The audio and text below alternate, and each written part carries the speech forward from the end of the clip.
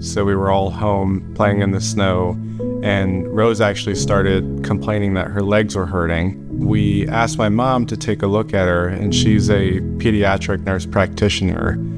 We live with them, so it was really convenient, and we thought we better just get this checked out just to make sure. And when she pulled off Rose's pants to look at her legs were actually black and blue and purple.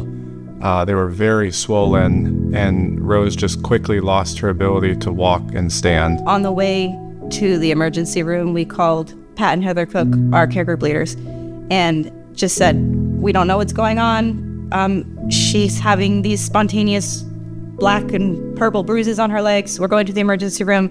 Could you please pray for us? And could you please ask our care group to pray too? And so they texted everyone in the group. And I think it's important to note that before we even got to the hospital, before anyone medical looked at Rose, we already had more than a dozen people praying for her healing and just answers and wisdom for the doctors.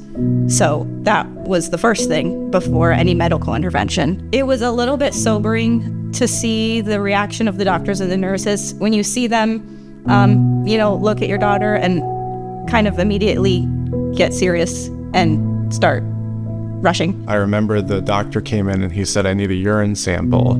So, Rose, go ahead and let's go. And she just looked at me and she said, I can't move. And I just remember holding that urine cup, and I turned around the corner and just cried for a moment, and quickly kind of got myself back together and turned to you, and we figured out how to hold her in such a way that we could get what we need. And I think that was one of the moments where I felt like this is very serious and we could lose her. So when we were in the emergency room at Children's, we saw more appearing. They started at her ankles. They started climbing up her legs. They gradually started coming up her body. When they told us that it was DIC, which is disseminated intravascular coagulation, we had no idea what that meant.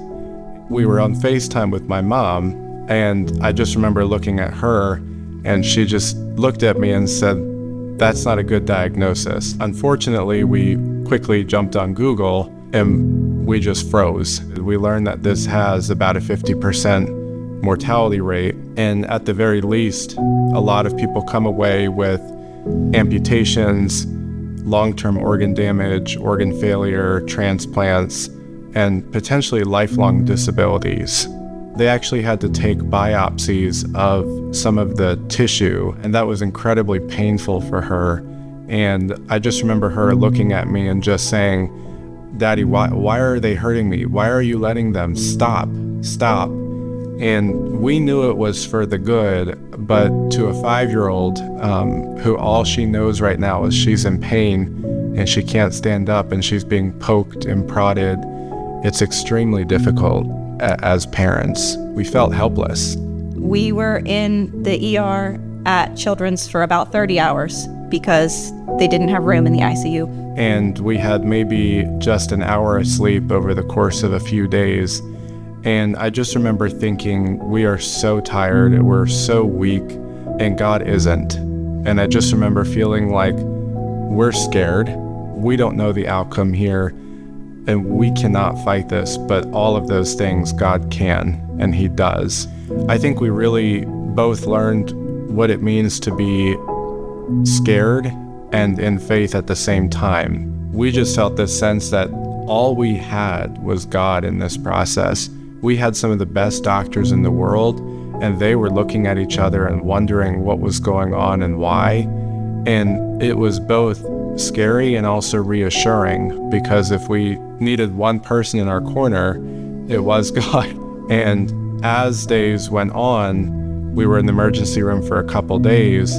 They actually said, well, this is very interesting. We actually don't need to get you up to the ICU because this is slowing down and you're stable, and we don't exactly know why, but we knew why, and the church knew why. And it was very cool and it was very sobering to see that God actually did break in and turn this thing around. And the doctors were a bit stumped. They told us so, because this case a lot about this case was just highly unusual, and they couldn't explain quite why it started, why it was so severe, and then why it seemed to resolve just by itself.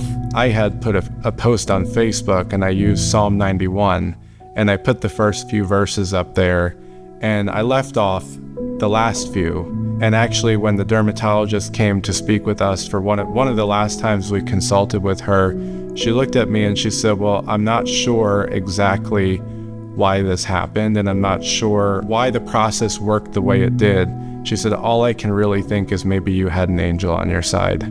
I knew in my head that doesn't always have to be the outcome, but I felt an extraordinary amount of clarity that Rose is going to make it, and that he was going to heal her, and it was going to be powerful. And even if this wasn't true, God was still on the throne, and that his character isn't shaken by disease and death and destruction. God is still the same.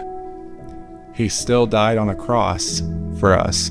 He still made it so that in the end, we are going to be dancing in heaven. And so I think we both knew that whether or not Rose was going to stand and run and dance and play on earth again, she was going to do those things again.